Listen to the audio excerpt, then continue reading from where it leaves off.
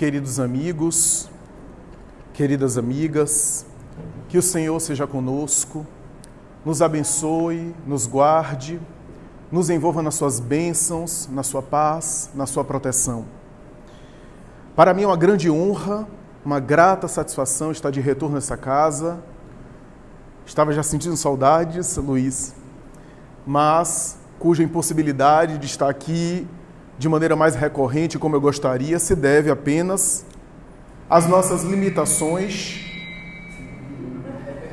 Isso é coisa de saúde mental, viu? A saúde mental do microfone.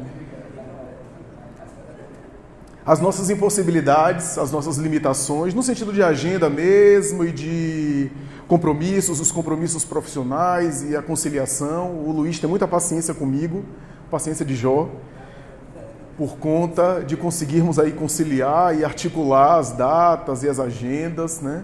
Assim como outros amigos aí do movimento espírita.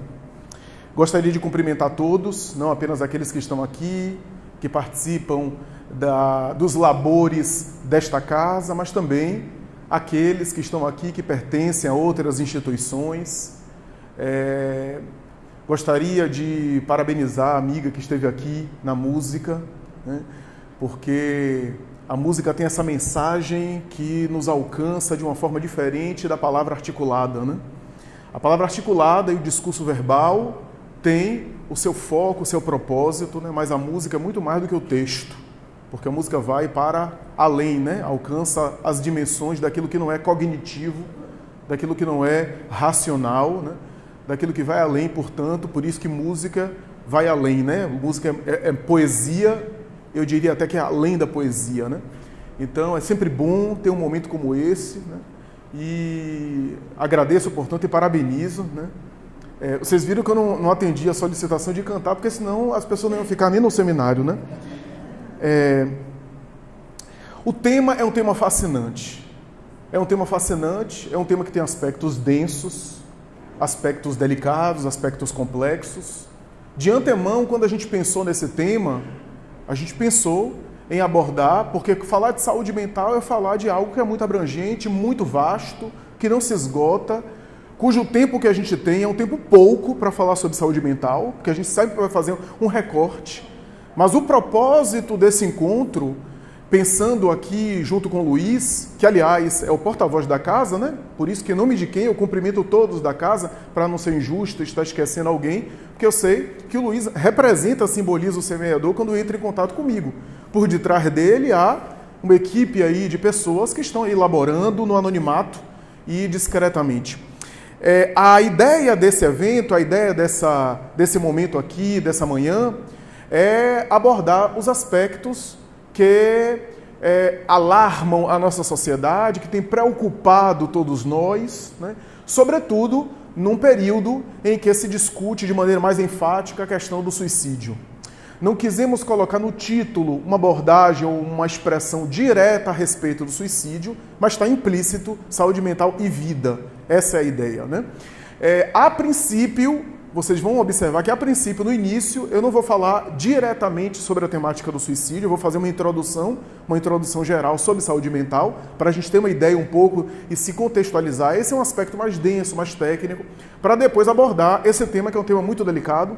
É um tema que eu vou tentar dar um tom mais leve, um tom mais suave, não sei se vou conseguir, mas a ideia é tornar esse nosso encontro um encontro de reflexão, mas um encontro também agradável, um encontro também ameno, e ao mesmo tempo um encontro que possa nos munir, agregar alguma coisa para nós, a fim de a gente poder lidar com essa temática, que é uma temática que tem tabus, é uma temática que envolve preconceitos, é uma temática que não se fala comumente, não obstante, tem se falado mais, justiça seja feita, tem se falado mais sobre a temática, mas é uma temática sobre a qual há muito constrangimento, né? Tanto daquele que fala quanto daquele que ouve, né? O suicídio é um tema delicado e hoje, mais do que nunca, a temática do suicídio é uma temática que mexe muito, porque dificilmente a gente não encontra uma família hoje que não tem um dos membros que ou executou ou está vivenciando tentativas de suicídio. Dificilmente a gente não vai encontrar isso. Além disso, Hoje, atualmente a gente sabe que o tema do suicídio saiu da esfera social, da esfera da saúde de uma forma abrangente e da esfera meramente moral, no sentido do discurso religioso moralista, né? Saiu da esfera do senso comum, né? Hoje a gente fala de suicídio incluído em saúde mental. Suicídio hoje é um problema de saúde mental, é uma questão de saúde mental. Então, falar de suicídio é falar de saúde mental. Está agora atrelado à saúde mental.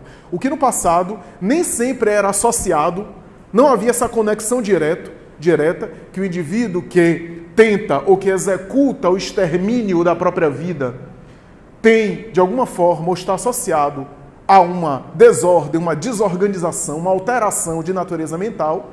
Portanto, é uma temática dentro do universo da saúde mental. Hoje, não há dúvidas que quando você fala em suicídio, você está entrando na área do comportamento humano, portanto, na área da saúde psíquica e diria até nos aspectos da psiquiatria e da psicologia.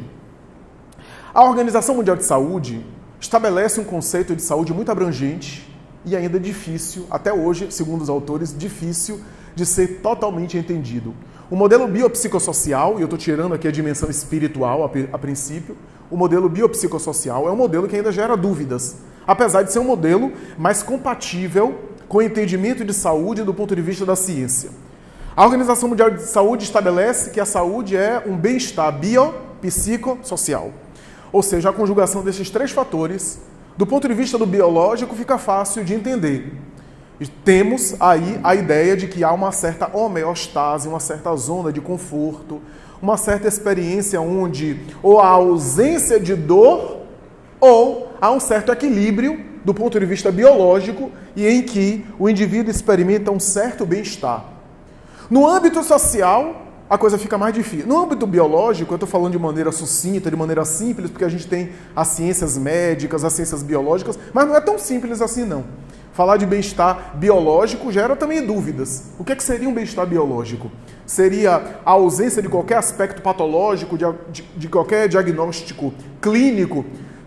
Ou então seria a forma de administrar as limitações orgânicas que são inevitáveis? Porque o corpo é uma máquina que se desgasta, inevitavelmente. Por melhor que a gente esteja, o melhor que a gente seja, a gente experimenta vicissitudes de natureza corporal. Mas, de maneira geral, a gente sabe que é um certo equilíbrio, uma certa isenção de desconforto, ainda que haja limitações de saúde, a gente tem aspectos médicos que possam limitar ou bloquear as dores físicas, né? Anestesiar os desconfortos e as injúrias biológicas. No aspecto social, a coisa fica mais complicada, porque o social diz respeito a aspecto financeiro, a aspecto interpessoal, como é que eu me relaciono na comunidade, né? Como é que eu sou visto pela comunidade e como é que eu vejo a comunidade, ou como é que eu me vejo inserido na comunidade. Então há vários aspectos aí. Por exemplo, vou citar só um exemplo social para a gente ter uma ideia. Do ponto de vista social da cultura ocidental, especialmente a cultura do Brasil, o trabalho profissional está associado quase sempre à identidade social. Daí alguém que está desempregado, alguém que não está trabalhando, normalmente se sente um pouco à margem. Daí a ideia de que, por exemplo, normalmente, o que é que a gente convencionalmente ouve nas conversas sociais? O que é que você faz? E a depender do que a pessoa diga, a pessoa se sente ou não inserida, porque o trabalho está atrelado quase sempre à inserção social. Então, existem sofrimentos que dizem respeito a esse mal-estar social. Emprego, questão financeira, relacionamento com a sociedade, integração, inclusão, sensação de inclusão na comunidade ou não, né? E aí vem uma série de temas, preconceito, discriminação, intolerância religiosa, tudo isso tem aspectos sociais. Então, bem-estar físico ou biológico, bem-estar social e o último, bem-estar psíquico. Eu deixei de propósito, né? Porque é o modelo biopsicossocial. O bem-estar psíquico é também algo bastante difícil de conceituar. O que seria um bem-estar psíquico? E os próprios autores divergem a esse respeito. Por quê? Porque no universo psíquico, a gente lida de uma maneira, em relação aos três, é o que a gente lida de uma forma mais contundente com abstrações. A gente não consegue pegar. O que é bem-estar psíquico? Não tem uma aferição material. Não tem um exame laboratorial. Você faz um exame de sangue, estou bem psiquicamente. Não tem uma confirmação de laboratório, não tem uma averiguação assim concreta. É relato clínico, relato de sintomas, observação, avaliação do profissional ou dos profissionais. O que torna a situação difícil, inclusive mais imprecisa do ponto de vista tanto do relato do paciente como da interpretação do profissional. Porque a depender de como o profissional escuta e ouve, todos nós distorcemos a realidade para mais ou para menos um pouco, né? Quando a gente está bastante ruim do ponto de vista patológico, a gente distorce demais, né? Mas sempre a gente assimila aquilo que a gente vê, que a gente ouve, com as lentes que a gente tem, né? Sempre dando uma certa carga emocional de acordo com a nossa bagagem, com a nossa perspectiva simbólica. É inevitável, né? E o profissional também, ser humano, ele ouve, escuta, ele interpreta com as suas lentes, dando uma ênfase maior ou menor aquele relato do paciente. Então tudo isso torna a questão ainda mais abstrata, a questão ainda mais difícil de colocar de uma forma assim universal para todo mundo, o que é bem-estar psíquico, a não ser pelo relato do próprio paciente, pelo relato do próprio sujeito. O que é um desafio, porque a gente está lidando com subjetividade. E subjetividade é o que é bem-estar psíquico para mim, pode não ser para você e vice-versa. O que para você pode ser um mal-estar, para o outro pode ser um bem-estar. Então isso é algo que precisa a gente refletir, porque quando a gente lida, por exemplo, com ansiedade, com depressão, com angústia, com inquietação, a gente lida também com abstrações. Tá com depressão, e onde é que está a depressão? Abre a cabeça do paciente, abre o cérebro e vê a depressão lá? Não tem. Não tem uma dimensão física para a gente localizar. Depressão é um conjunto de sintomas, um conjunto de sensações que o paciente experimenta, e esse conjunto, portanto, arranjado, organizado, e não um sintoma isolado ou alguns sintomas isolados, o conjunto desses sintomas é que caracteriza um fenômeno chamado depressão. Portanto, são conceitos, são abstrações que me fazem concluir que uma pessoa está ou não está deprimida. Então vocês vejam que, se no bem-estar psíquico, que é um dos aspectos da saúde de uma forma geral, agora vamos entrar em saúde mental, que é um subtipo da Organização Mundial de Saúde. A própria instituição mencionada, a própria Organização Mundial de Saúde, afirma o seguinte: o conceito de saúde mental, até hoje, é vago. É muito vago. Os autores divergem. E não há um consenso até hoje. E a gente vai entender por quê. Não há um conceito único para dizer o que é saúde mental. Graças a essa dificuldade, graças a essa limitação, até hoje, até os dias atuais, do ponto de vista da ciência, da academia, da psiquiatria, quando a gente aborda o tema saúde mental, a gente está repetindo um padrão que vem de séculos, séculos e séculos, que a gente não conseguiu ainda avançar. Qual é esse padrão? É considerar saúde mental como sendo alguma coisa associada a transtorno mental. Então, se a Organização Mundial de Saúde diz assim, no modelo biopsicossocial, ela costuma afirmar: saúde não é ausência de doença, mas é um bem-estar biopsicossocial.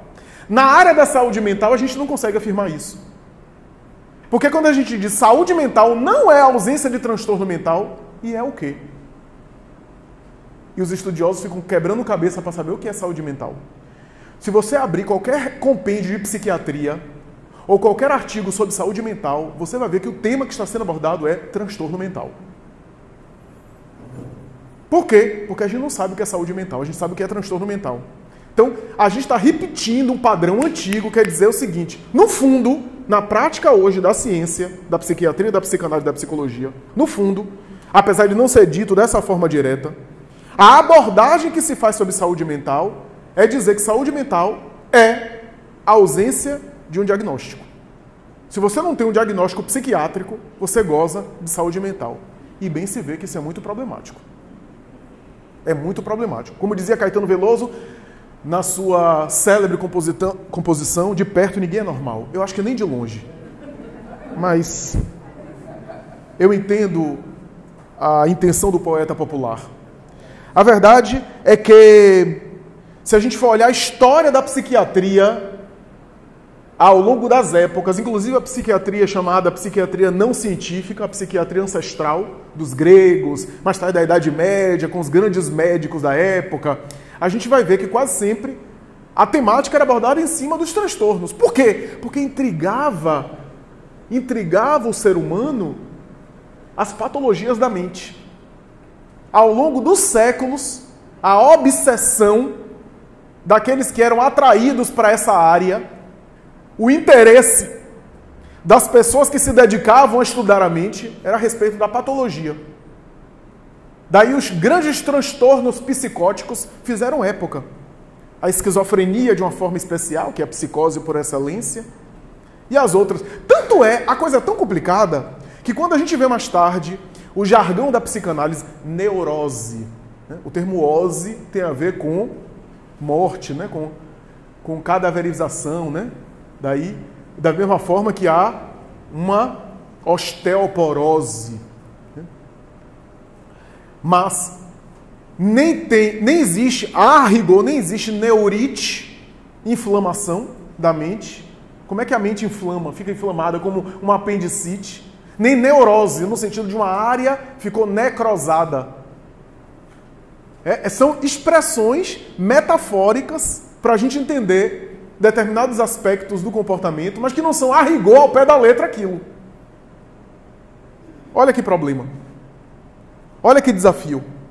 Então, quando a gente olha para a história da psiquiatria, o foco sempre foi nos transtornos. Daí, a ideia é o seguinte, focar nos transtornos, nas patologias, e o indivíduo que está fora disso, ou que consegue sair disso, é um indivíduo que goza de saúde mental. E a gente percebe que esse conceito é um conceito limitado. Eu vou citar só um exemplo que eu sempre cito em palestras, que é um exemplo assim, bem forte, bem contundente, bem emblemático. Após a Segunda Guerra Mundial, uma das grandes personalidades do nazismo, braço direito de Hitler, eu me refiro a Eichmann, um dos grandes protagonistas da propaganda nazista, e era quem executava, inclusive, as ordens do Führer e de outros, como Goebbels, nos campos de concentração. Eichmann, que foi um dos grandes carrascos do Terceiro Reich, foi julgado em Jerusalém. A judia e filósofa antropóloga Hannah Arendt publicou uma obra chamada Eichmann em Jerusalém. Ela acompanhou o julgamento de Eichmann. Ele foi julgado em Jerusalém e ela acompanhou todo o processo judicial dele. Ela acompanhou os inquéritos, as avaliações. Ele foi submetido, inclusive, a interrogatório com especialistas de saúde mental, psicólogos, psiquiatras. Ele foi avaliado. E o que se esperava alguém que deveria ser ou alguém portador de um transtorno de personalidade, ou seja, portador de alguma psicopatia, né? Portador de alguma psicopatologia, no sentido de ser alguém com alteração de personalidade, né? Antissocial, psicopata, sociopata, ou alguém que estaria alterado do ponto de vista da sensopercepção, uma esquizofrenia, uma psicose, alguém com compulsão homicida. Ele foi avaliado e, do ponto de vista dos critérios médicos, ele era normal. Ele era totalmente normal.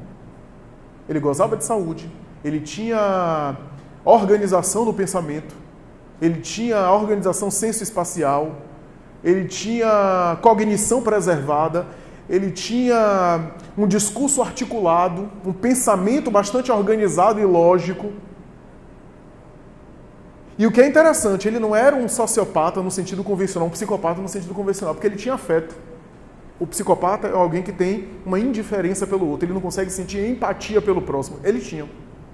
O julgamento foi super interessante. Hannah Arendt lançou uma obra chamada Eichmann em Jerusalém, uma obra inclusive chamada A Banalidade do Mal, quando ela discute essa questão, né? O mal, ele é o mal, né? E a gente não, a gente separa o mal, quando na verdade essas coisas estão misturadas. Sabe o que é mais interessante na história? Eichmann era um excelente pai de família, um marido exemplar, chegava em casa, beijava os filhos, brincava com eles, um marido carinhoso, era uma pessoa devotada à família. Mas quando ele entrava naquele campo de concentração, ele se tornava um monstro. Como é que a gente pode entender isso? Como é que a gente pode avaliar? O julgamento dele, ele insistia em dizer, depois de uma série de interrogatórios, inclusive perigando, ao confessar a intenção e a consciência dos males que ele praticou, substituir pena de morte por prisão perpétua. Mas ele parecia até ingênuo nas falas dele, que ele cumpria ordens, que era o contexto, que ele era um burocrata.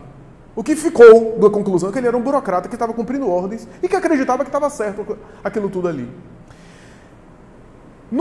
Eu estou só citando um exemplo forte para dar uma ideia. No caso de Eichmann, ele não consegue ser incluído nas categorias da psiquiatria de uma patologia convencional, mas você há de convir que esse não é um modelo de saúde mental. Não dá para dizer que esse homem é um exemplo de saúde mental. Então, vejam como a coisa é complicada. A ausência de transtorno mental não é necessariamente saúde mental. Eu posso não ter um diagnóstico específico avaliado pelo psiquiatra, mas não necessariamente gozar de saúde mental.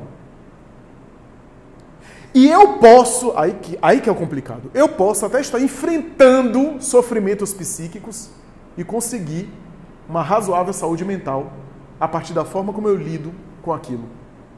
Vou citar um exemplo. Madre Teresa de Calcutá. Os biógrafos dela, inclusive o seu confessor, que mais tarde lançou uma obra sobre ela, foi o confessor dela de anos, rompeu o sigilo terapêutico. Se fosse psicólogo, não podia, mesmo depois da morte do paciente, não podia romper o sigilo terapêutico. Rompeu o sigilo terapêutico para revelar o que conversava com ela no confessionário. E ele disse que ela era portadora de uma pertinaz melancolia, uma tristeza e uma dor de cabeça, uma enxaqueca cruel que acompanhou ela a vida inteira. E ela lidou com aquilo de uma outra forma.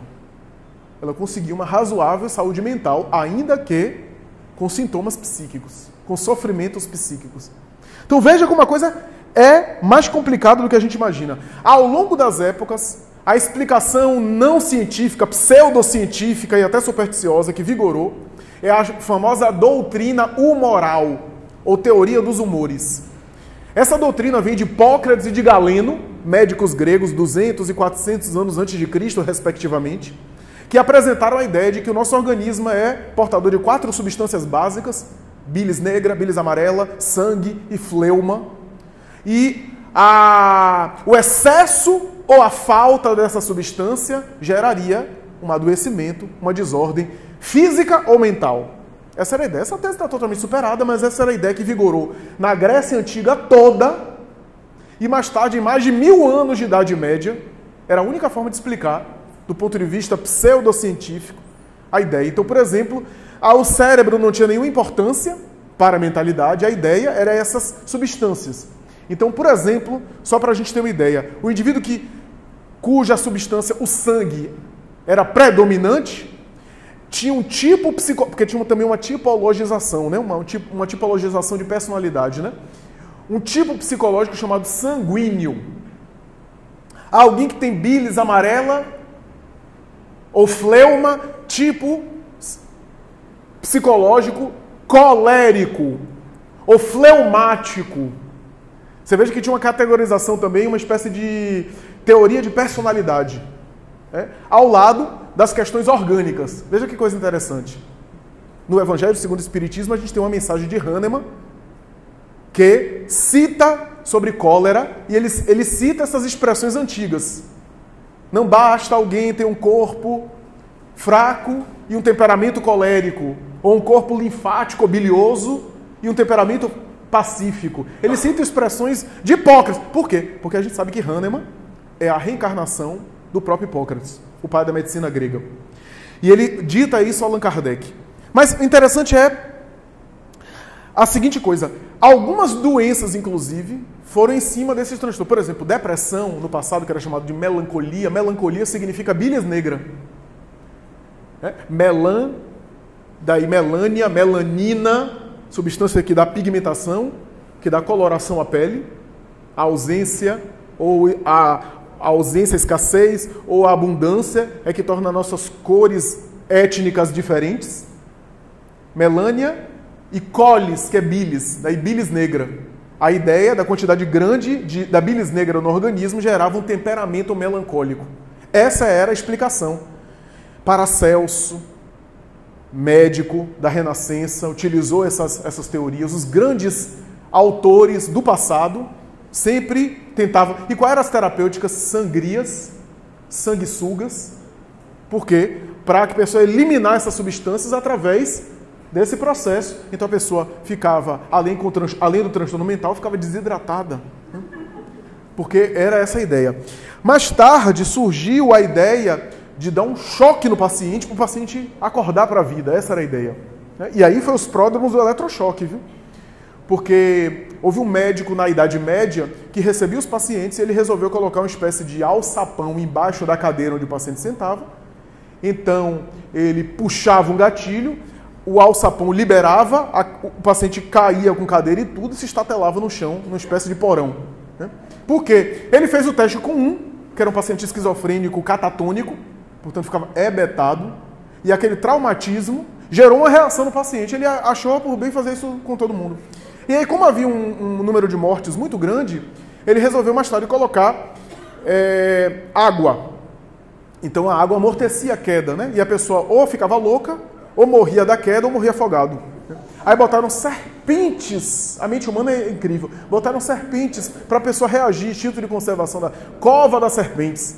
Foi a ideia que ficou na Idade Média, né? E os pacientes, quando não morriam da queda, não ficava afogado, não ficava aleijado, ou não continuava louco, morria da picada da serpente. Então é essa a tentativa. Do ponto de vista religioso, nas igrejas, a gente tem a explicação demoníaca para os transtornos mentais. Então eram as patologias diabólicas, interferência de demônio, ou então um pecado. O indivíduo pecador estava, portanto, sofrendo transtorno mental, estava, portanto, com a sua saúde mental problematizada. O progresso científico é admirável. E com o progresso científico vieram, portanto, outras explicações, uma ampliação dos horizontes, se descobriu a circulação sanguínea, então essa tese da substância dos humores, né, a tese de que o fígado era o órgão que secretava essas substâncias, que se espalhava, daí a ideia de que o fígado era responsável pelos sentimentos, né, essa era a ideia, né, o cérebro não havia investigado, embora muita gente pense pelo fígado, viu? Eu vejo muita mulher com o marido, quando olha para o marido, bota a mão logo no lado direito assim no corpo. Então, mas são casos específicos. A ideia é que houve, portanto, uma elite de pensadores na chamada aurora da ciência, século XVIII e XIX, quando os laboratórios, quando as academias, quando as universidades passam a ser não religiosas, passam a surgir, portanto, contextos científicos importantes. Então surge, portanto, uma série de pesquisadores, e na área da saúde mental, na área médica, na área biológica de maneira geral, e na área da saúde mental também. Às vezes ao acaso. Por exemplo, o chamado pai da endocrinologia, Guilherme Grising, fazendo as suas experiências, resolveu ingerir suprarrenais de macacos, a glândula, para saber qual era o efeito no seu metabolismo. E ele percebia que havia alterações.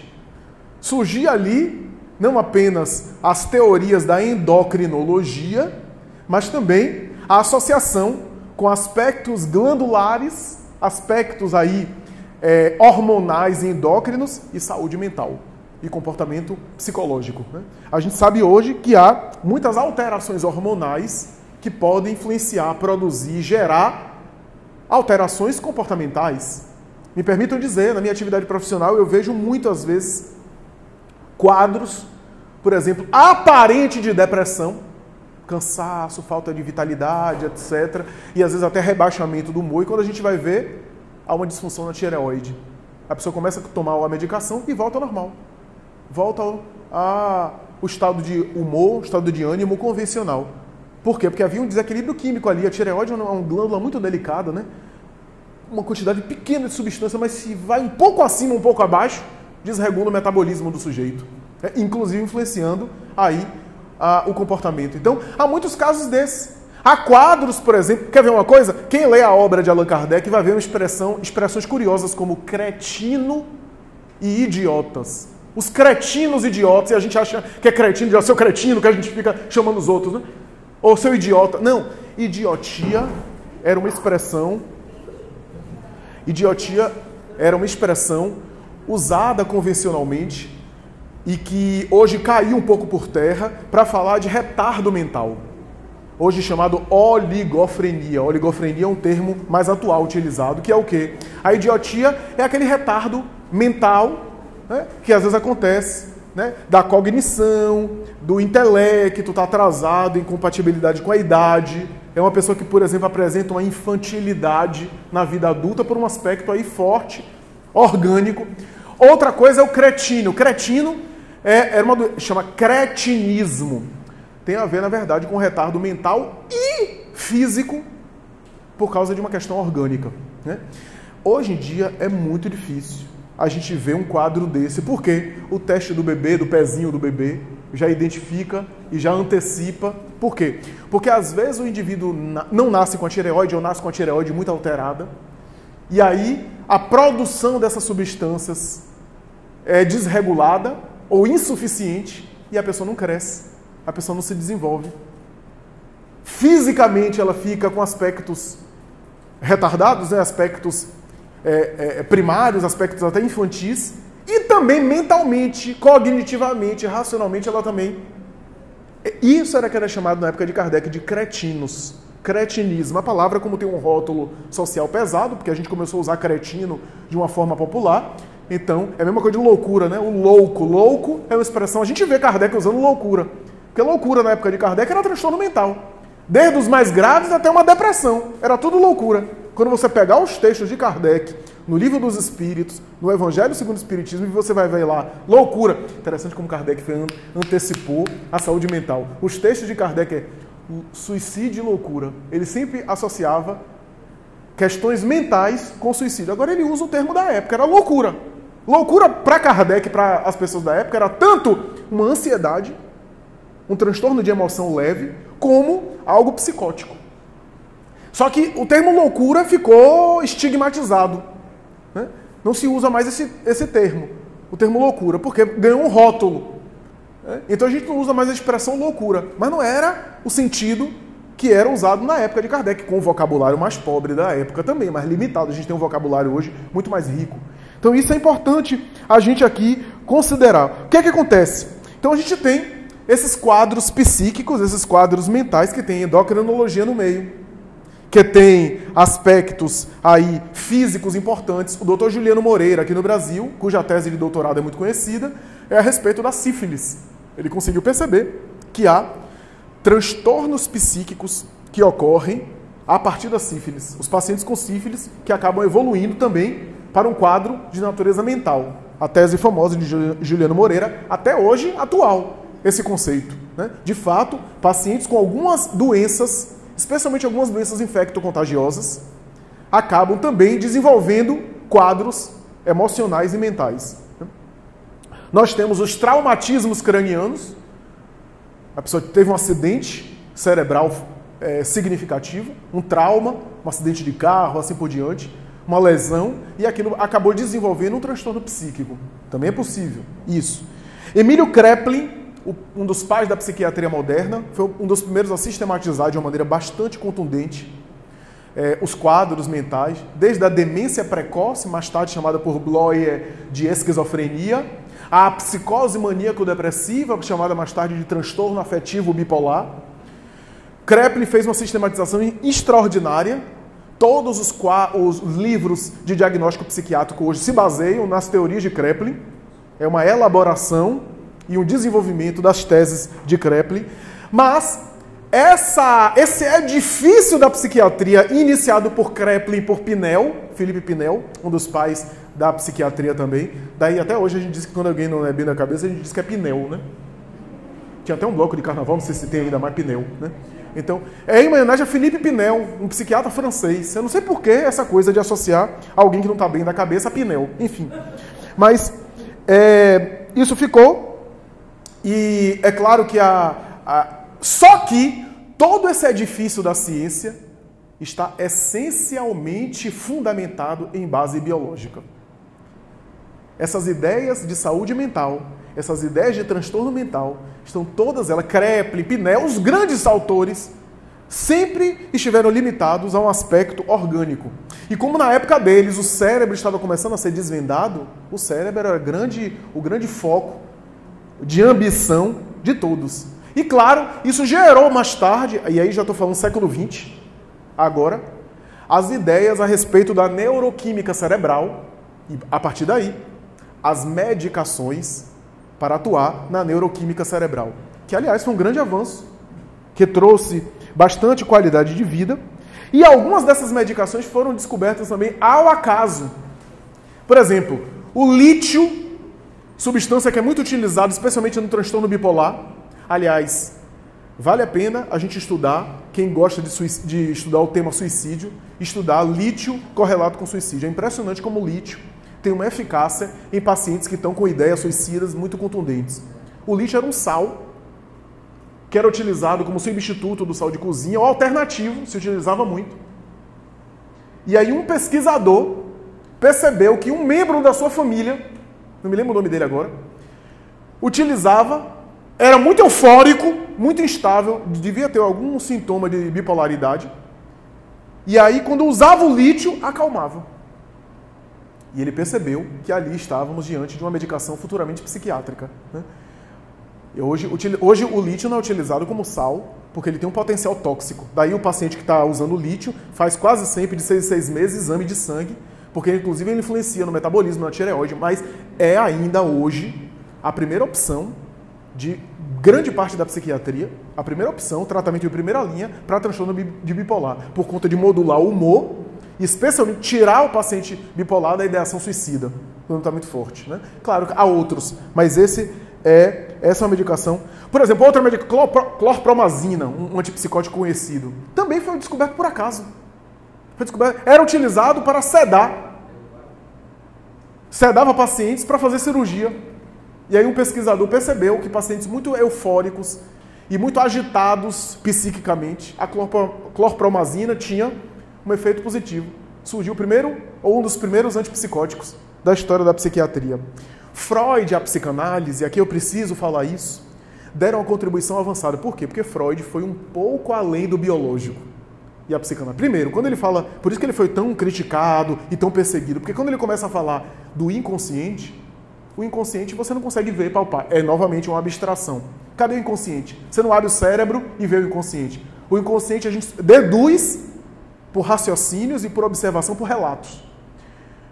Freud, com todo o limite da teoria dele, há muitas críticas à teoria freudiana, há quem abrace, há quem discorde, e isso é muito válido, é muito bom, mas a gente não pode negar que a contribuição dele é levantar e apresentar ao mundo conflitos que não têm uma base biológica, no sentido de que não há uma alteração orgânica que gerou aquele problema. Há um conflito psíquico, né? E esse conflito psíquico gera somatizações, inclusive, gera recalques, somatizações, que essa foi a base da teoria freudiana. A ideia de conteúdos armazenados, recalcados, reprimidos no inconsciente, que geram mais tarde disfunções, né? Traumas da infância, que mais tarde repercutem na vida adulta. Então, questões que não são biológicas, que são de fundo psíquico, só que a conclusão freudiana é uma conclusão materialista. Embora não tenha uma base biológica, a conclusão dele é que nós somos o corpo e, portanto, o psiquismo gerou, sem uma alteração física, mas o psiquismo faz parte do corpo.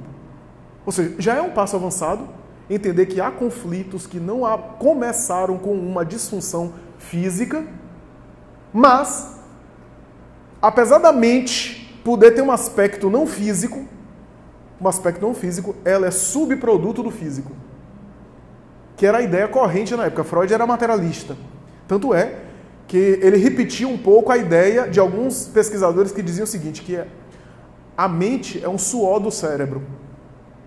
Essa era a ideia. Da mesma forma que a bilis é uma substância segregada pelo fígado, da mesma forma que a urina é uma substância dos rins. A mente é uma sudorese, é uma substância cerebral. Então, se Freud concebia dessa forma, ainda que os conflitos começaram de uma forma não física, psiquicamente, a origem do próprio pensamento e o próprio psiquismo é físico. Porque não há nada além do físico. Então, ele conseguia supor que a mente tem um aspecto que não é material, que não é físico, né? Mas a origem da mente é física e ela se destrói quando o físico se destrói. Essa é a ideia. Não sei se está complicado, mas a ideia é mais ou menos isso. Por isso a ideia da cura pela palavra, né? A teoria freudiana tem muito isso. A cura pela palavra, né? A palavra, o discurso tem sentido e tem significado. E gravem isso aí, porque isso vai ser importante para a gente abordar mais tarde o suicídio. A questão da palavra, né? O discurso da palavra. A ideia freudiana grosso modo, eu estou resumindo aqui, estou falando de maneira bem simples, é mais complexa, mas grosso modo a gente pode dizer o seguinte, que o valor da psicanálise está associado também à descoberta de tensões. As tensões nossas que a gente vai recalcando e acumulando. Essas tensões podem gerar mais tarde depressão, pode gerar transtornos psíquicos sérios e também físicos.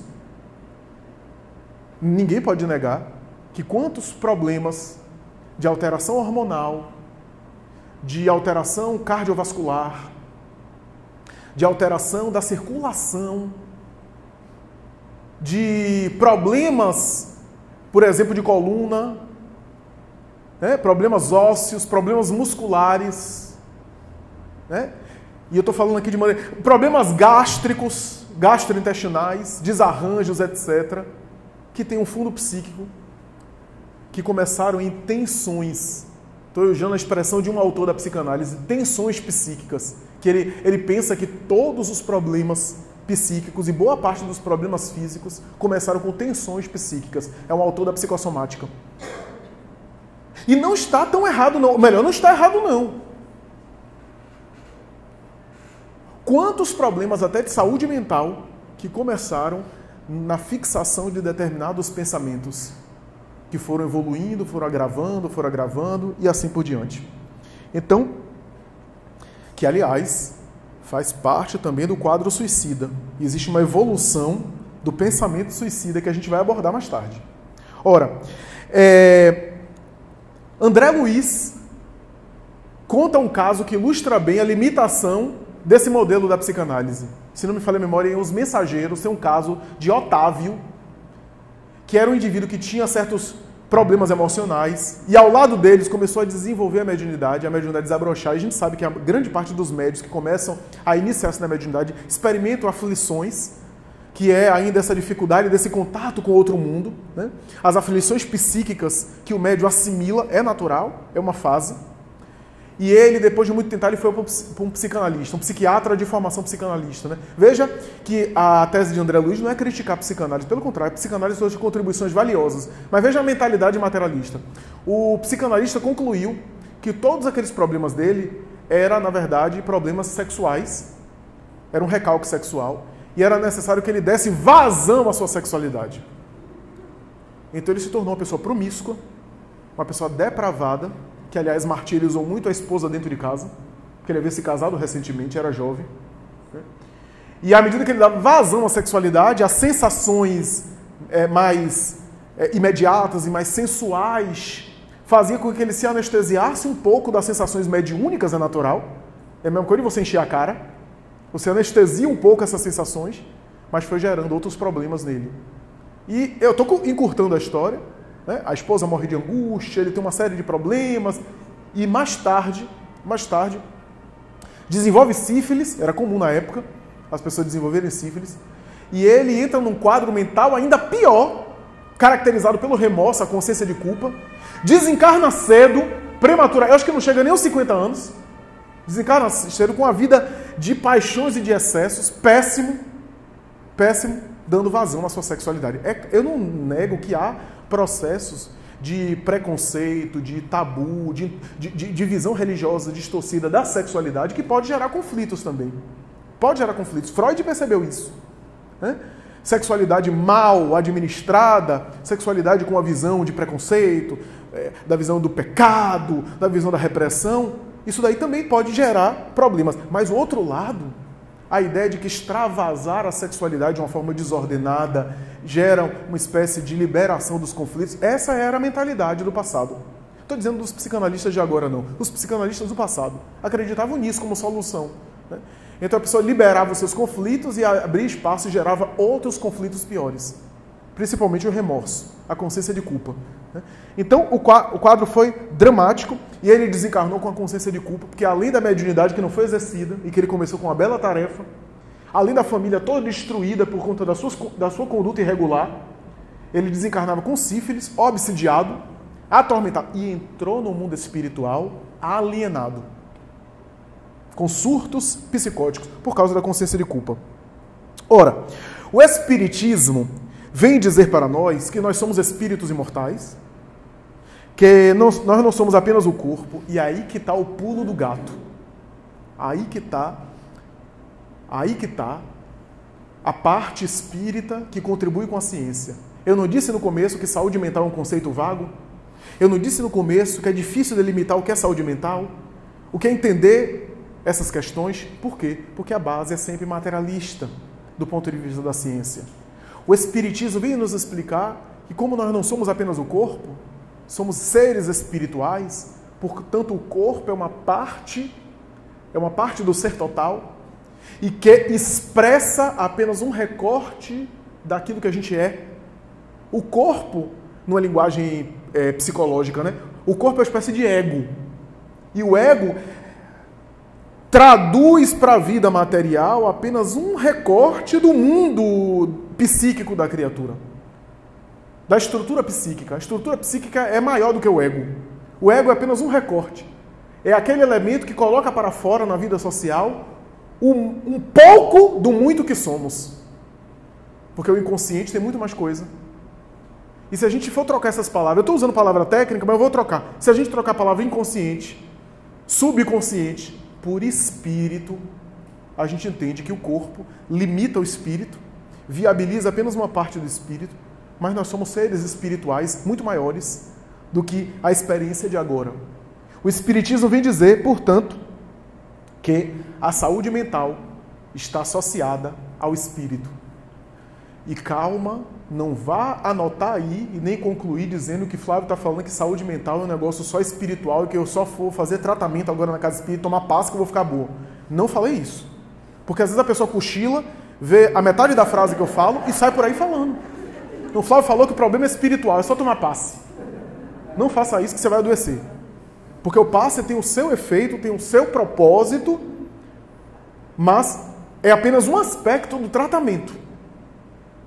Porque tem muita gente achando que o passe substitui a fluoxetina. Eu nunca vi passe dando serotonina no cérebro. Passe produz outra coisa. A irradiação, etc. E os efeitos salutares no corpo.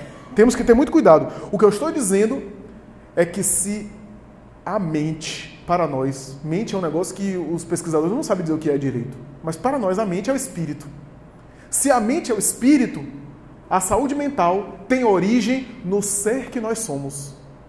Por isso que a origem é o espírito.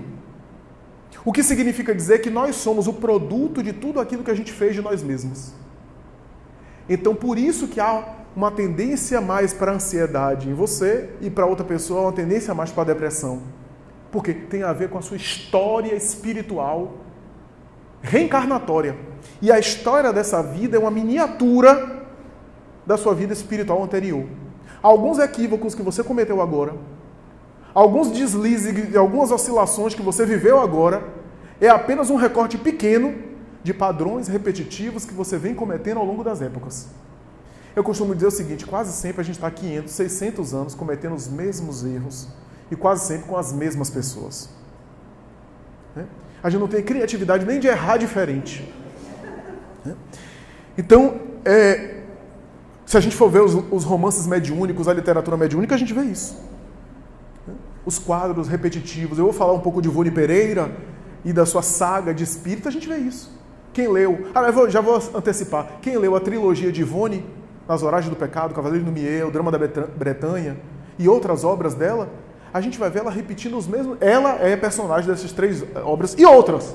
outras experiências. A gente vai ver ela cometendo os mesmos equívocos. Então, quando você vê Ivone Pereira na última encarnação, melancólica, Ivone Pereira é uma pessoa muito triste. Muita gente não sabe, ela é melancólica, pessoa muito triste. Não, ela era uma ex-suicida. A gente sabe pela literatura mediúnica que quase sempre o suicida volta com as marcas do seu suicídio. Em espiritismo, nunca há, assim, uma coisa absoluta, né? Porque não existe isso. Não é um código penal que você chegou lá no mundo espiritual, matou a mãe, vai ser assim. Não. Em que circunstância matou a mãe? Como é que era o contexto? Como é que a pessoa estava por dentro? Foi a sangue frio?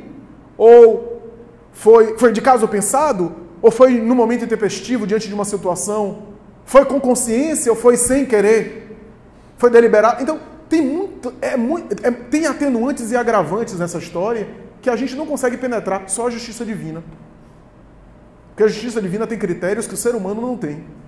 Por isso não julgueis. É por causa disso. Então, Ivone Pereira, ela narra nas obras dela que ela foi uma ex-suicida. Mas, curiosamente, no caso dela, ela não voltou com as marcas do suicídio. A gente sabe quase sempre, quem viu o Chico Xavier falando sobre isso no Pinga Fogo, segundo, especialmente, ele faz um comentário sobre isso, que o Espírito Emmanuel disse a ele que genericamente, é claro que há exceções, genericamente alguém que destrói o corpo físico volta com as marcas daquela destruição. E aí ele cita alguns casos. Alguém, por exemplo, dá um tiro na cabeça, volta com aquela área que foi danificada no perispírito, lesada, e a depender da área que foi, volta com um transtorno compatível. Então volta, por exemplo, com síndrome de Down, volta com idiotia, volta com autismo, volta com uma disfunção na fala, na verbalização, um retardo mental que dificulta a verbalização, ou então na audição, a depender da área que foi afetada. Alguém que se atirou de um lugar alto, volta às vezes com paraplegia, com tetraplegia, com dificuldade de locomoção, por causa do processo de ser arrebentado num local alto. Alguém que ingeriu medicamentos volta com problemas respiratórios e gástricos do efeito que causou. Não é o efeito que causou no corpo. Não é que acontece no corpo que abala o espírito, senão Jesus está até agora com as marcas da cruz. Ou você acha que ele está? Você acha que Gandhi está no mundo espiritual sofrendo as balas que tomou? Não é aquilo que acontece no corpo que afeta o espírito. É a ação moral ou ação mental. Não é aquilo que ocorre. Quando eu me mato, eu dou um tiro na cabeça, não é aquilo que ocorreu no cérebro físico. Mas é o complexo de culpa que desorganizou a sede espiritual do cérebro físico. E que vai mais tarde impulsionar, elaborar um cérebro compatível com aquela lesão. Então são as ações morais. Então eu posso lesar o meu perispírito tanto com um tiro na cabeça, como com uma calúnia. Porque a calúnia é o quê? Eu uso a inteligência para o mal, para destruir alguém. A maledicência, a intriga. Isso também eu estou lesando o perispírito. Então, isso é importante a gente aqui considerar. O que eu quero dizer é que a saúde mental está associada à história reencarnatória do sujeito. Então, Ivone Pereira, só para concluir, Ivone Pereira, você vê as obras dela, ela cometendo os mesmos erros, os mesmos equívocos. Na encarnação como Ivone, quando você olha para ela melancólica, ela não tinha as marcas do suicídio, mas veio com as marcas emocionais. A melancolia, a carência. E Ivone Pereira sofria muito por não ter vivido, assim, ela nunca teve casa própria, ela não conseguiu constituir família, não conseguiu matrimônio, não conseguiu ter filhos, não viveu uma vida afetiva, uma vida familiar, porque os equívocos dela estavam nessa área. Quem lê os romances dela vai ver isso. Ela é personagem, mais de uma vez, adultério, suicídio, né? Inclusive com o grande amor da vida dela, com a alma querida dela afetiva. Né? Várias vezes ela prejudica ele, apesar do afeto. Veja como a gente é incongruente, né? A gente ama e ao mesmo tempo magoa aqueles a quem a gente ama. A gente é assim. Então, em uma das situações, ela prejudica tanto, que o pai do sujeito, que vê o filho optar pelo suicídio por causa dela, porque ela engana ele, trai, abandona ele e fica com outra pessoa, e o indivíduo morre angustiado, opta pelo suicídio. O pai, que já havia sido afeto dos dois, ele era um padre, um confessor dele na encarnação passada, e que ela foi prejudicada por ele. Nessa outra, quando ele vê, ele se acaba na bebida, morre de maneira também desordenada. Quando ele chega no mundo espiritual e ele percebe que aquela que prejudicou a vida do seu filho, que levou ele ao suicídio, é a mesma da outra encarnação que já havia prejudicado antes, se torna um obsessor cruel dela. E olha que ele já havia passado pelo sacerdócio, já havia sido um religioso dedicado, ele se revolta tanto que se torna e empurra ela para a loucura total. Ela acaba optando mais tarde pelo suicídio. Aí, em uma outra encarnação, ela encontra ele, começa a afetividade, mas ela é fútil, leviana, etc. Mais tarde abandona ele, se envolve com outra pessoa, aí sente saudade dele, quer voltar para ele, engravida desse outro. E na época, a imposição da sociedade era casar com quem engravidou. E ela, para não casar com aquele que engravidou, ela opta pelo suicídio. Então, vejamos, quando ela vem na encarnação atual, ela vem com essas marcas. Ela até tentou. Muita gente não sabe, Ivone chegou a tentar paquerar, mas nunca dava certo. Porque ela trazia no seu campo, na sua atmosfera, esses problemas afetivos. Charles, o guia espiritual dela, que mais de uma vez esteve com ela no passado, Charles disse para ela, você não vai conseguir. O seu drama é esse, sabe por quê? E aí fazia com que essas memórias ativassem. Se você voltar a viver a experiência amorosa, o impulso suicida vai retornar e você vai, mais tarde, optar pela fuga da vida. Eu vou contar uma coisa aqui que não está nos romances dela, mas que a gente sabe depois. O grande amor da vida dela reencarnou distante dela. Olha o que o mundo espiritual faz. Reencarnou distante. E reencarnou depois, anos depois que ela reencarnou. Vocês acreditam que ela conseguiu localizar ele? Ó, mulher, quando quer localizar um negócio... melhor que detetive. Ela falava Esperanto, gostava do Esperanto, ela começou a se corresponder com algumas pessoas de Esperanto e localizou ele na Suíça. Ele nasceu na Polônia, era polonês e estava na Suíça. Os dois começaram a corresponder. Ia ter um congresso aqui no Brasil de Esperanto. Ele dizia, eu vou lá e vou conhecer você. Ele não sabia, mas ela sabia que era ele. Charles apareceu e disse, você reconheceu ele, hein? Localizou. Só que ela era uma mulher já de mais de 70 anos e ele era um homem que tinha menos de 40.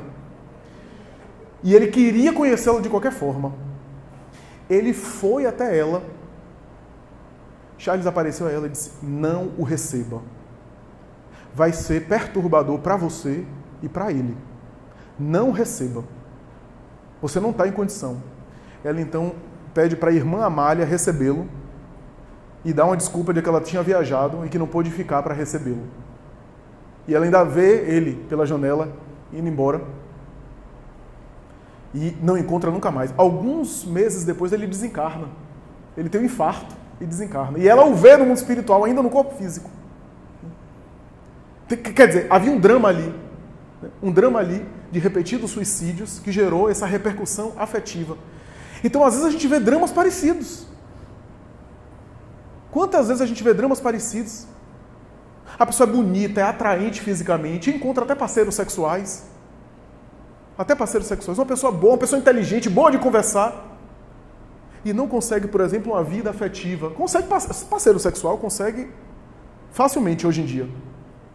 Mas uma vida afetiva, uma construção de família, às vezes tem algo na irradiação do indivíduo que transmite. Eu não quero dizer necessariamente que isso é fatalista, porque a gente pode mudar isso ao longo da encarnação aqui na Terra, para aqueles que ainda estão esperançosos. Mas, se bem que hoje eu nem sei se é bom se relacionar com alguém. Hoje eu acho que as pessoas estão orando para não querer ninguém, eu acho, né? Mas, enfim. O que eu quero dizer é que há raízes reencarnatórias para as questões mentais. Vou citar um outro exemplo. Outro exemplo, inclusive, que eu vi na minha atividade profissional. Fobia social. O indivíduo tem uma fobia social. Um indivíduo com fobia social, a depender do nível, ele não consegue entrar num local como esse. Ele entra ali pela porta, ele começa a ter crises. Aí, se ele mergulhar, por exemplo, ao seu passado, fazer uma regressão, ou se o mundo espiritual fizer uma regressão espontânea com ele, por exemplo, ele acessa o passado. Quase sempre, eu não estou dizendo que é geral, foi um homem público que lidou mal com o público, que enganou o público, que foi desonesto com a população e que passou sem ser justiçado. A justiça humana não conseguiu pegar, ele não conseguiu pagar o seu crime, passou despercebido, mas a consciência, ele não consegue fugir. Ao encontrar-se com a sua consciência, ele vê os equívocos, a consciência de culpa se instala. Ao retornar ao corpo, ele acha o tempo todo que vai ser pego, que vai ser desmascarado. Está no inconsciente dele. A justiça que não se fez lá, ele volta com esse medo por causa da culpa. Eu estou só citando alguns exemplos aqui. O Espiritismo vem acrescentar as influências espirituais, os assédios espirituais, e vem dizer aqui que está a contribuição espírita que a ciência psicológica ainda não conseguiu chegar lá. O Espiritismo reconhece que as tensões freudianas, as tensões psíquicas, geram uma série de desarranjos emocionais e materiais. Mas o que a ciência para, talvez por preconceito moral, preconceito religioso, porque entende de ética, de moral, aquela regrinha, sabe aquelas regrinhas da religião do passado? Que colocavam uma lista dizendo como é que você deveria se vestir, como é que você deveria se comportar, falar, comer, essas regras morais assim. Então, por preconceito acadêmico, acho que os especialistas acabam rejeitando qualquer questão moral. O Espiritismo vem dizer que por detrás de qualquer tensão psíquica tem uma base moral. Mas não uma base moral nesse sentido, uma base ética. Se eu chego aqui, estou com tensão, vivo tenso para fazer palestra, se eu for investigar, tem uma base moral. O que está por detrás da minha tensão? Por que num grupo como esse, se me pedirem para fazer a prece, eu fico envergonhado, não quero fazer não, eu fico tímido, eu fico ruborizado. Por quê? Quando a gente vai averiguar, por detrás tem orgulho. Eu fico tenso aqui porque, de repente, o que eu vou falar, vão me criticar. De repente, nem vão me criticar, mas eu fico com medo do que é que vão pensar de mim por dentro. Ih, aquele palestrante ali não sabe de nada, inocente. Não está sabendo, já está falando um monte de besteira. Eu não concordo com isso, não. Olha o orgulho. Né? Ou então eu fico com receio de errar, de cometer aqui uma imprecisão. Então eu não posso falar. Ou então eu não faço a prece, se me pede para fazer a prece. Tem tanta gente falando bonito. Quem sou eu? Não vou fazer a prece, não. Às vezes isso é orgulho. Essa timidez, aliás, quem diz isso não sou eu, viu? Briguem com Joana de Ângeles. Amor imbatível amor, um texto chamado Timidez, ela vai dizer a inibição excessiva disfarça um orgulho dominador. Por quê? Porque essa timidez tão grande não vou fazer a prece, não, tem tanta gente melhor que eu, etc. No fundo é assim, eu não admito fazer uma prece, a minha prece, e não ser o melhor de todos. Não falar mais bonito que todo mundo. Então por que eu não posso falar da minha forma? Se outra pessoa está falando melhor que eu, ou mais bonita que eu, ou o importante não é a prece de sentimento? Veja como, no final, sempre tem uma base moral. Tem uma base ética. Portanto, essa é a base do espírito. Não é espírito no sentido de influência espiritual. As obsessões, os assédios espirituais existem. Nós não estamos sozinhos. Mas isso é consequência. Consequência das imperfeições que eu carrego. A raiz está na imperfeição moral. O que significa dizer o seguinte, Kardec vai dizer que toda imperfeição carrega consigo o sofrimento. Kardec foi revolucionário, porque assim, o castigo de Deus que as religiões colocam, Kardec vai dizer que o castigo são as consequências da própria imperfeição. Os erros que eu cometo carregam consigo o próprio castigo. Então não é Deus que está me punindo. Então, por exemplo, indisciplina é uma imperfeição. Imagina eu agitado para chegar aqui no semeador. Eu até saí cedo, né? Mas fiquei circulando aqui 4 vezes, etc. Até que o Luiz me ajudou para colocar uma vaga. Ele também e tal, a gente conseguiu uma vaga para colocar. Agora, se eu saio de casa faltando 5 minutos, aí o elevador demora porque alguém pediu no último andar. Aí quando eu estou entrando na garagem, entrando no carro, o síndico do meu prédio me para querer conversar, bate um dedinho de prosa. Eu falto 5 minutos para chegar aqui. Como é que eu vou ficar por dentro? Aí como é que eu vou me dirigir para cá? Vou querer costurar todo mundo, matar alguém no meio do caminho? Eu chego aqui o quê? Isso não é sofrimento? Então a indisciplina, imperfeição, gera sofrimento para o sujeito. Assim qualquer coisa. Se eu sou impaciente, eu vou me irritar facilmente. Irritação é o quê? É sofrimento. Então, cada imperfeição, diz Allan Kardec, em O Código Penal da Vida Futura, o céu e o inferno, carrega consigo o próprio sofrimento. Quanto mais o espírito é imperfeito, mais ele sofre. Quanto mais moralmente ele é aperfeiçoado, menos ele sofre, mais feliz ele é. Então, Essa é a terapêutica espírita. Porque a terapêutica espírita é de dentro para fora. Todas as terapêuticas acadêmicas, profissionais, alternativas, todas, é sempre de fora para dentro. Medicação psiquiátrica, acupuntura, cristalterapia, cromoterapia, massagem, psicoterapia, todas essas terapêuticas, todas, alternativa ou não, medicina chinesa, fitoterapia, homeopatia, são de fora para dentro. A terapêutica espírita é de dentro para fora.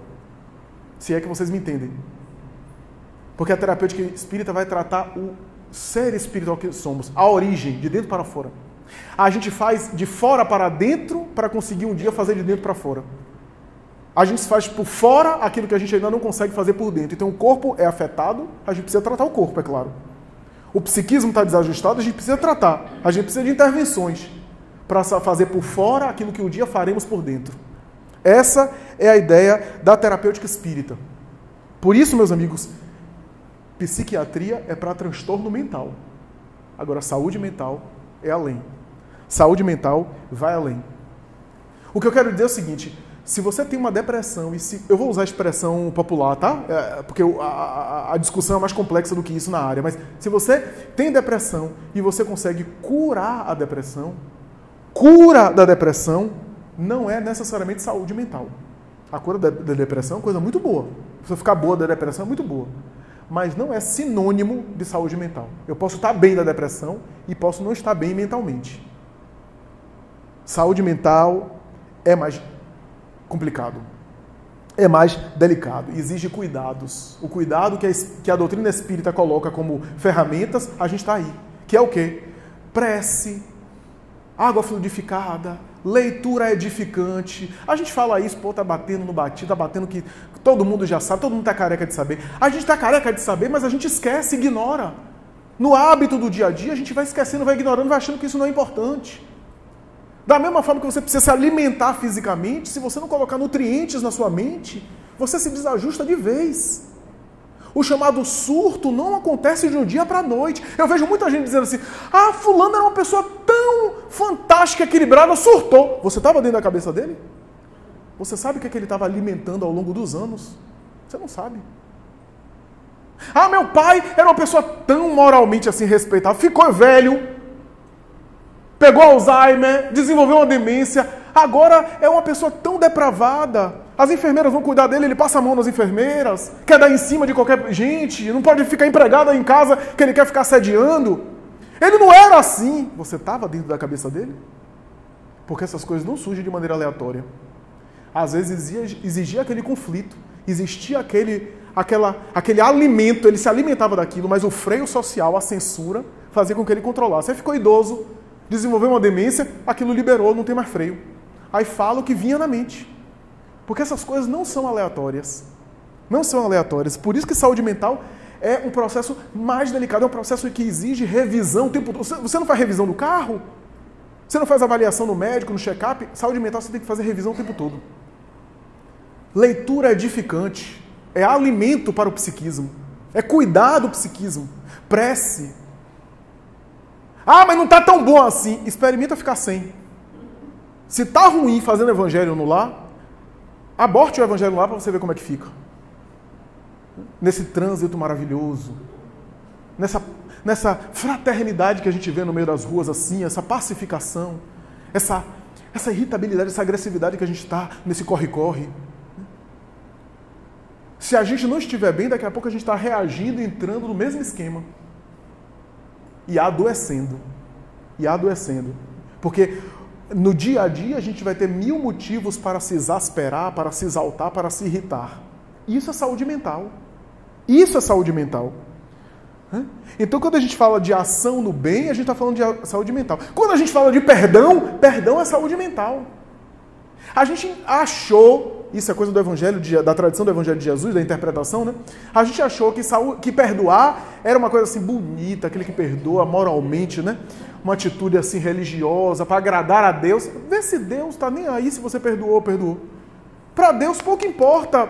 Para Deus não faz a diferença para Ele. Não vai mudar a Deus porque você perdoou alguém. O perdão é bom para aquele que perdoa. Porque quando eu perdoo, eu que saio do processo. aquele que me agrediu continua com pendência, com demandas que ele vai ter que regularizar com ele mesmo. Mas se eu me magoo, eu entro no processo. Quando Jesus perdoa na cruz, ele saiu. Porque se ele não perdoasse, mais tarde ele reencarnava como irmão de Herodes, de Pilatos, de Anás, de Caifás. Ia ter que resgatar. Porque no mundo espiritual tem o algoz, que está magoado e que está odiando, e a vítima magoada, a vítima que está magoada, normalmente está em semelhante condição. A única forma de sair do processo é perdoar. Então, atenção para genros, sogras e noras. Você quer voltar juntinho?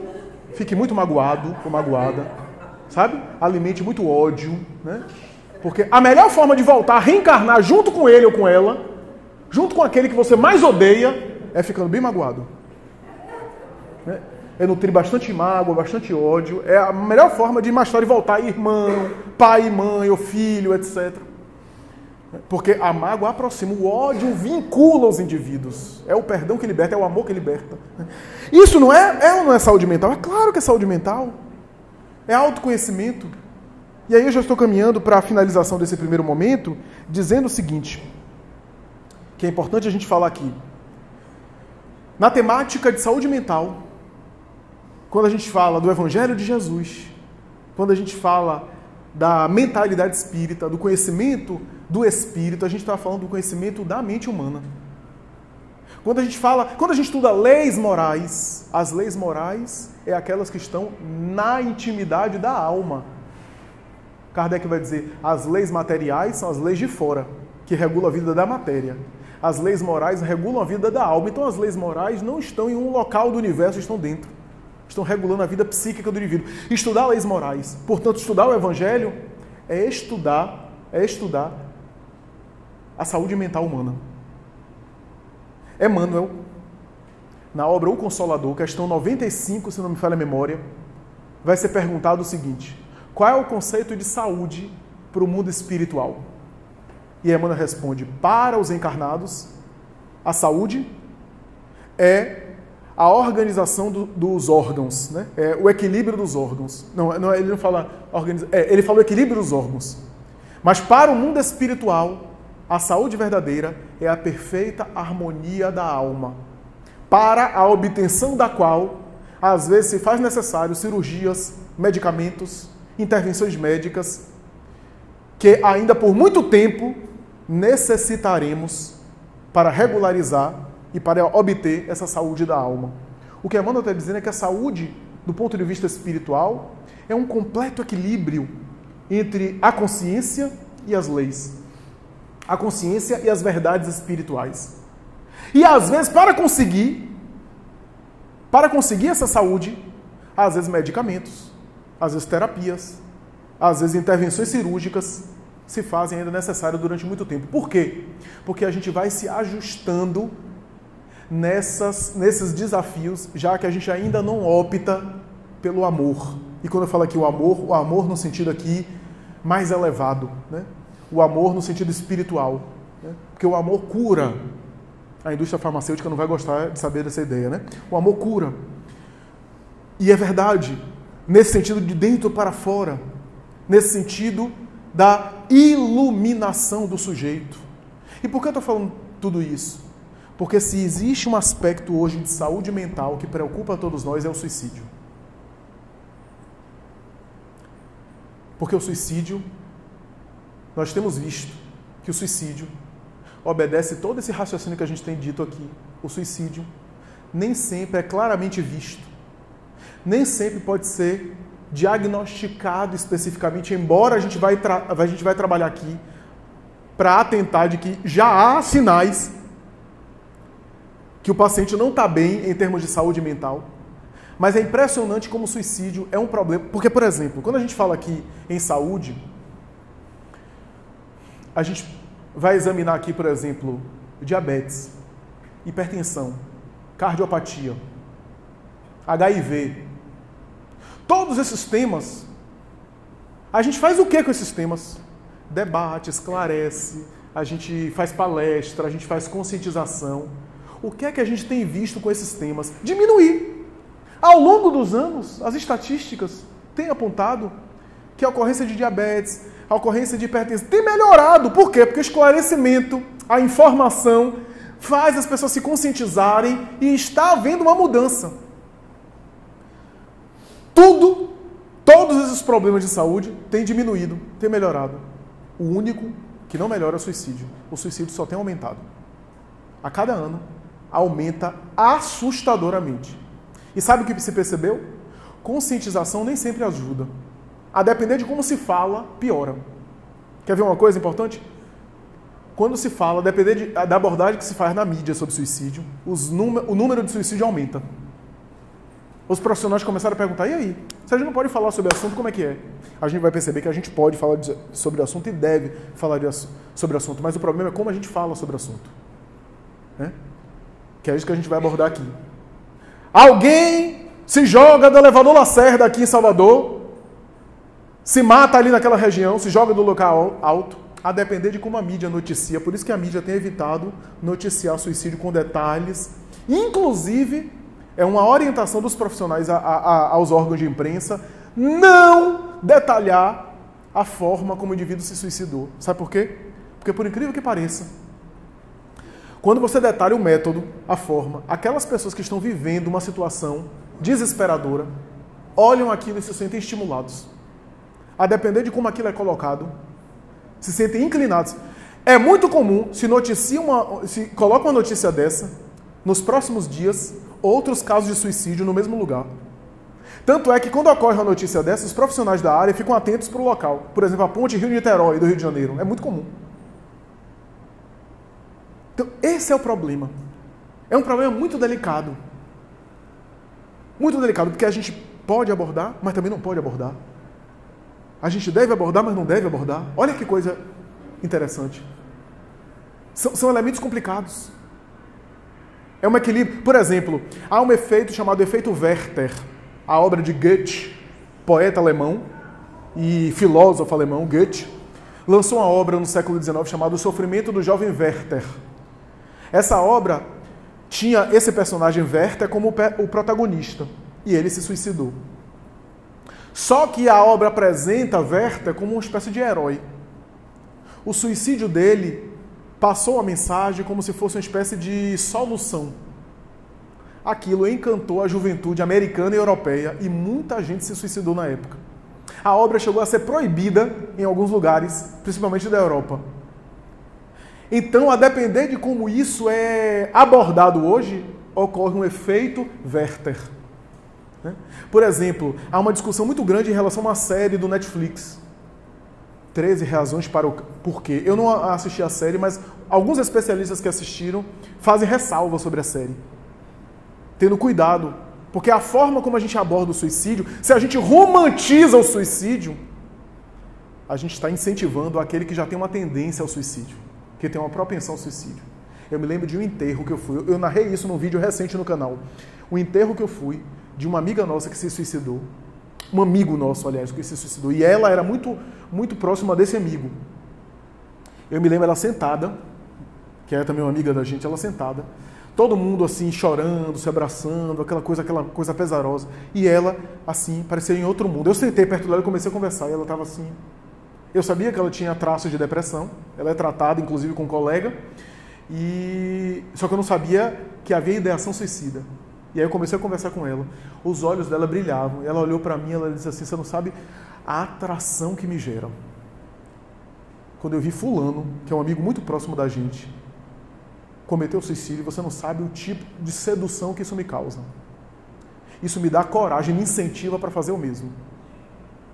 Então, veja como a coisa é complicada, como a coisa é delicada, como a temática é delicada. Dizem que essa série, há uma divisão de opiniões, mas alguns especialistas dizem que essa série romantiza um pouco o suicídio. Eu não sei até que ponto romantiza, mas eu estou só reproduzindo o que alguns autores têm escrito sobre a temática. A ideia de romantizar é o seguinte, não dá para colocar o suicídio no estilo de Romeu e Julieta. Eu tenho certeza que Shakespeare estava inspirado. Mas vocês conhecem a história de Romeu e Julieta. Eles se suicidam no final. E a gente fica, que lindo, como é que os dois seriam? Como é que os dois seriam? Se os dois não se suicidassem? Seriam os problemas e os atritos de todo o casal. Né? Ele reclamando do cartão de crédito, ela dizendo que ele não fica em casa. Essas coisas de todo casal. Né? Então, aí a gente pô, que lindo se mataram por amor. Né? Esse romantismo em torno do suicídio que a gente deve evitar. Né? Porque a gente estimula pessoas que não estão bem a acharem que o suicídio é uma solução. Né? Agora, isso não significa não falar sobre suicídio. Não falar também não é a solução. Não é o caminho não falar. Se dizia no passado que é melhor não falar, não, porque se falar a pessoa se suicida. Também não é. Vocês já imaginaram que assim, eu estou falando aqui sobre suicídio e alguém diz assim, você já pensou em suicídio? Se eu perguntar a alguém aqui, você já pensou em suicídio? Ó, não pensei não, mas já que você está falando agora eu estou com vontade. Não é assim também. Não é tão simples assim. Aliás, quem está muito angustiado, normalmente não fala porque não se sente encorajado a falar. Primeiro porque se sente criticado já, se sente condenado, porque o suicídio é um tabu. Toda religião, ou a grande maioria delas, condena o suicídio. Socialmente é algo crítico. Né? Então se sente sozinha no seu drama, acha que ninguém lhe compreende. Por isso que os profissionais hoje são, inclusive, estimulados, psiquiatra, psicólogo, a abordar diretamente. Você está pensando em se suicidar? Está pensando em se matar? Que método? Você já chegou a planejar um método? Por quê? Porque se diz em psicanálise que a fala substitui o ato. Se o indivíduo começar a falar, inclusive falar sobre as suas fantasias, aquilo, além de estabelecer uma aliança, um vínculo de confidência com aquele que compartilhou, o que é muito bom, porque estabeleceu um laço. Além disso, o indivíduo começa a elaborar suas questões no terreno da fantasia. Isso diminui o impulso de cometer o suicídio, de executar o suicídio. Então, falar é importante. Por isso que a gente aborda, o CVV aborda, né? E outros serviços de atendimento abordam. Por quê? Porque o indivíduo, quando começa a falar, ele se sente compreendido mais. Ele sente que alguém está interessado em ouvir sobre aquilo. Por mais feio, entre aspas. Né? Então, por isso que essa cultura e acolhedora do suicídio tem sido muito estimulada. O indivíduo falar sobre o assunto. O indivíduo compartilhar. Eu não posso dizer que o indivíduo não vai se suicidar porque ele está falando. Mas o risco diminui muito. Muito, muito, muito. E a depender como aquilo é tratado, se você escuta de uma maneira significativa, se você demonstra que se importa e realmente se importa, né? Não é a pessoa desabafar agora e você nunca mais querer saber da pessoa. É claro que ninguém vai poder parar a sua vida para ficar necessariamente vivendo a vida do outro. Até porque isso não necessariamente faz você ter controle total sobre o outro. A gente sempre tem que ter ideia também que a gente tem limitações. E a gente não vai poder querer pelo outro. Sempre tem em mente isso, para a gente não assumir a responsabilidade pelas escolhas alheias. Mas demonstrar que se importa, a pessoa desabafou com você, 2 dias depois, 1 dia depois, você manda, como é que você está? Está bem? Se importar. Isso acaba criando uma conexão. Os profissionais de psicologia, inclusive, costumam... Claro, eu não estou falando aqui para pessoas terem o repertório de profissionais, porque você não tem formação, você não tem estudo, então você não pode também carregar um peso de achar que você vai ter alguma coisa para salvar o outro. Não é isso. Mas só de você escutar de maneira assim, presente, significativamente, sem interromper a pessoa, porque a gente adora dar palpite. A pessoa começa a falar do seu problema. Já sei! É o problema que minha mãe viveu. Isso, para quem está no drama, ele se sente incompreendido. Primeiro que ele é cortado no meio do caminho. Ele é cortado no meio do caminho, ele acaba se sentindo desconectado. E como ele está tão afundado no drama, aí você começa a dar conselhos para ele. Começa a fazer um sermão, ele nem escuta você mais. Ele se desconecta de você. Então, é algo delicado que precisa ser abordado muito. O suicídio não é uma temática simples. Eu quero, no próximo momento, voltar a esse assunto. Estamos chegando aqui ao momento desse primeiro módulo, dessa primeira fase, mas no próximo momento a gente vai voltar a esse assunto agora, focalizando essa questão do suicídio, prevenção e abordando um aspecto do suicídio que normalmente não é abordado. Por quê? Porque a Organização Mundial de Saúde diz o seguinte, que 90% dos casos de suicídio poderiam ser evitados. A pergunta que se faz é por que a gente não está conseguindo evitar? Por que a gente não está conseguindo evitar se 90%?